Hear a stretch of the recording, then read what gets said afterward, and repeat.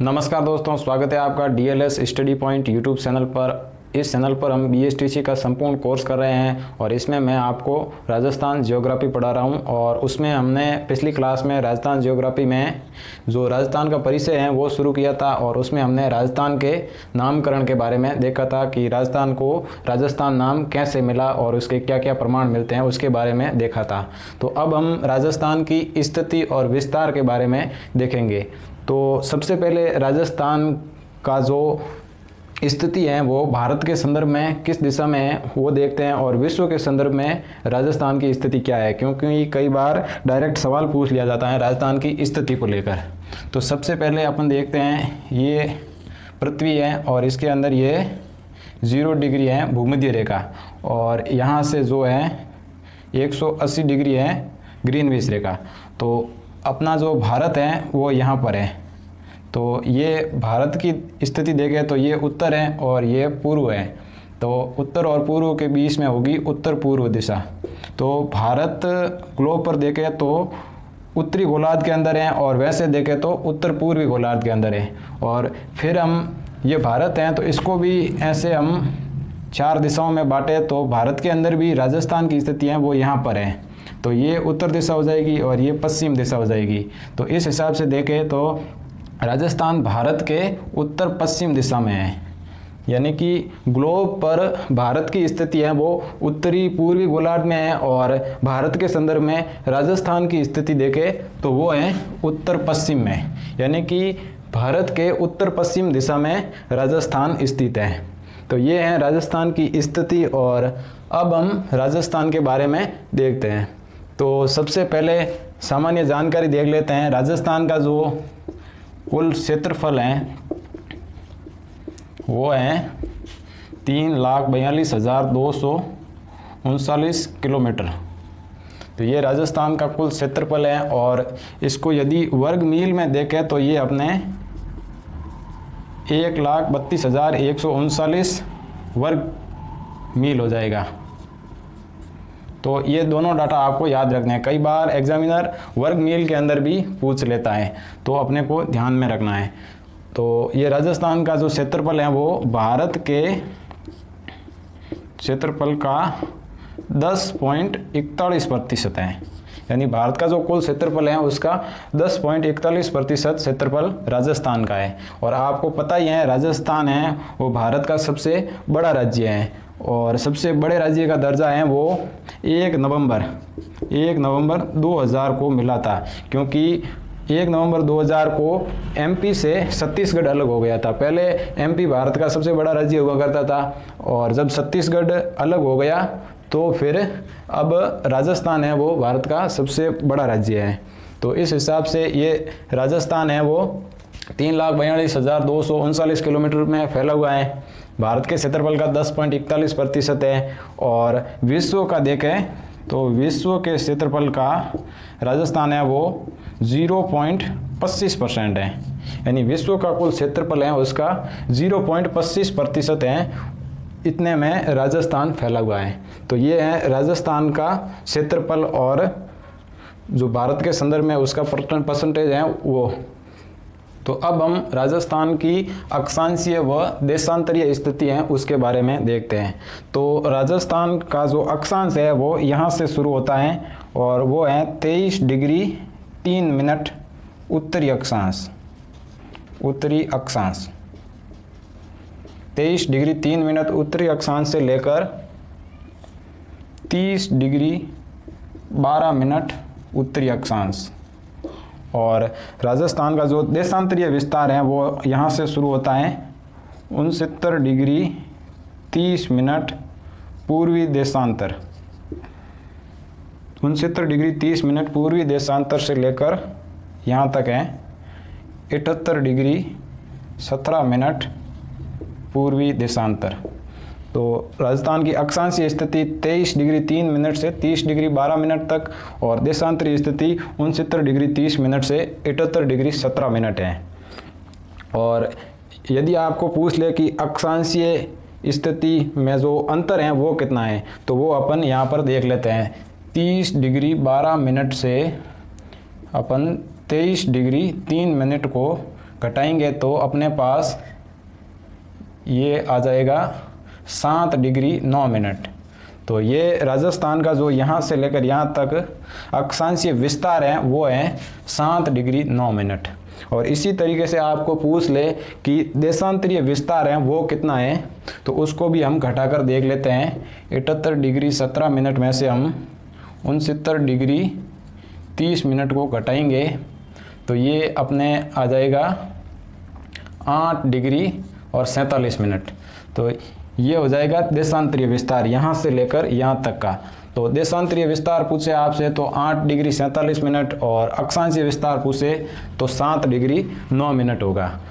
और एक बात और है, जो देशांतरीय विस्तार है यहाँ से लेकर यहाँ तक वो है अपना 8 डिग्री और 4 मिनट। लेकिन कभी कभी हमें पूछ लेता है, आपको पता होगा कि देशांतर हैं वो समय को बताते हैं, यानी कि 1 डिग्री है वो 4 मिनट को बताता है। तो इसी तरीके से जो अपना देशांतरीय विस्तार है राजस्थान का, उसमें कितने मिनट का अंतर आएगा, तो वो आप 8 डिग्री 47 मिनट को 4 से गुणा करेंगे तो लगभग 35 मिनट और 8 सेकंड का टाइम आपके पास आएगा। तो ये भी कई बार पूछा गया है और ये जो अक्षांशीय विस्तार और देशांतरीय विस्तार है वो भी कई बार एग्जाम में पूछा गया है, तो आपको एग्जैक्टली याद रखना है।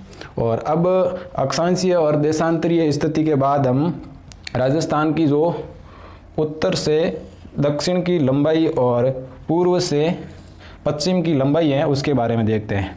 तो राजस्थान वीरों की भूमि है, तो राजस्थान की जो चौड़ाई है वो ज़्यादा होगी, यानी कि राजस्थान में वीरों की छाती चौड़ी होती हैं, तो उस हिसाब से अपन याद रख सकते हैं कि राजस्थान की चौड़ाई ज़्यादा होगी और लंबाई कम होगी।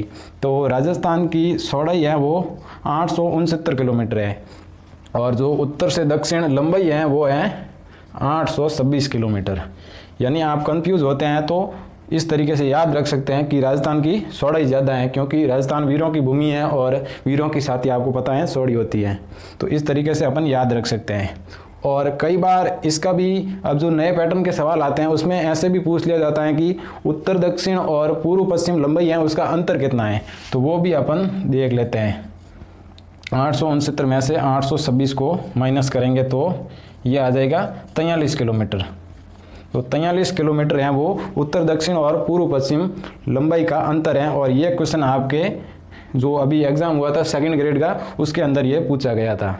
तो इस तरीके से आपको उत्तर दक्षिण और पूर्व पश्चिम लंबाई याद रखनी है। और अब इसके बाद अपन देखते हैं राजस्थान का जो उत्तरी बिंदु, दक्षिणी बिंदु, पश्चिमी बिंदु और पूर्वी बिंदु, यानी राजस्थान के जो सीमांकन के जो बिंदु हैं उनके बारे में देखते हैं। तो यहाँ पर आ जाएगा अपना कोणा गांव जो पड़ता है गंगानगर के अंदर। ये राजस्थान का उत्तरी बिंदु है कोणा गांव। और राजस्थान का दक्षिण बिंदु है वो है बोरकुंड गांव और ये पड़ता है बांसवाड़ा के अंदर, कुशलगढ़ शहर है वहाँ पर पड़ता है बोरकुंड गांव। तो उत्तरी बिंदु कोणा गांव और दक्षिणी बिंदु बोरकुंड गांव। और जो पश्चिमी बिंदु है वो हो जाएगा अपने कटरा जैसलमेर के अंदर, ये हो जाएगा अपना पश्चिमी बिंदु। और पूर्वी बिंदु है वो हो जाएगा सिलाना, और सिलाना है ये है धौलपुर के अंदर। तो उत्तरी बिंदु कोणा गांव, दक्षिणी बिंदु बोरकुंड और पश्चिमी बिंदु कटरा गांव और सिलाना है वो पूर्वी बिंदु हो जाएंगे। तो ये राजस्थान के चारों बिंदु हैं और ये भी आपको ध्यान रखने हैं। तो अब राजस्थान की जो स्थिति विस्तार है उसके अंदर देखें तो ये है अपना 23 डिग्री 3 मिनट और इससे जस्ट थोड़ा सा ऊपर यहाँ से अपनी जो 23.5 डिग्री रेखा है 23 डिग्री 30 मिनट, ये रेखा है जिसे हम कर्क रेखा बोलते हैं। और वो राजस्थान के दक्षिण में 2 ज़िले हैं यहाँ पर, ये डूंगरपुर और बांसवाड़ा के मध्य से गुजरती है और डूंगरपुर के दक्षिणी भाग से गुजरती हैं कर्क रेखा। और इसकी आपको लंबाई राजस्थान के अंदर पूछ ले तो 26 किलोमीटर लंबाई है राजस्थान के अंदर, जिसमें से 1 किलोमीटर डूंगरपुर में और 25 किलोमीटर है वो बांसवाड़ा के अंदर है। तो राजस्थान में जो कर्क रेखा की लंबाई है वो है 26 किलोमीटर और डूंगरपुर और बांसवाड़ा से ये कर्क रेखा गुजरती है। और एक बार एग्जाम में पूछा गया था कि कर्क रेखा के सबसे नज़दीक राजस्थान का कौन सा शहर है, तो वो अपना हो जाएगा कुशलगढ़ बांसवाड़ा। कुशलगढ़ बांसवाड़ा का शहर है, वो राजस्थान में कर्क रेखा है उसके सबसे नज़दीक शहर है। और कर्क रेखा के बारे में आपको पता ही होगा कि 21 जून को कर्क रेखा पर सूर्य की सीधी किरणें पड़ती हैं और इसी दिन 2015 से योग दिवस मनाना शुरू किया गया है। ये भी स्टैटिक जीके के हिसाब से इम्पोर्टेंट बिंदु है। 2015 के अंदर 21 जून के दिन योग दिवस मनाने की शुरुआत प्रधानमंत्री नरेंद्र मोदी ने की थी और इसी दिन है वो सबसे बड़ा दिन होता है ये 21 जून। और उत्तरी गोलार्ध में सूर्य की सीधी किरणें पड़ती हैं 21 जून के दिन। तो ये भी आपको फैक्ट याद रखने हैं। इसके अलावा एक और फैक्ट है जो भी आपको याद रखना है। तो ये तो हो गई उत्तर से दक्षिण लंबाई और ये हो गई पूर्व से पश्चिम लंबाई।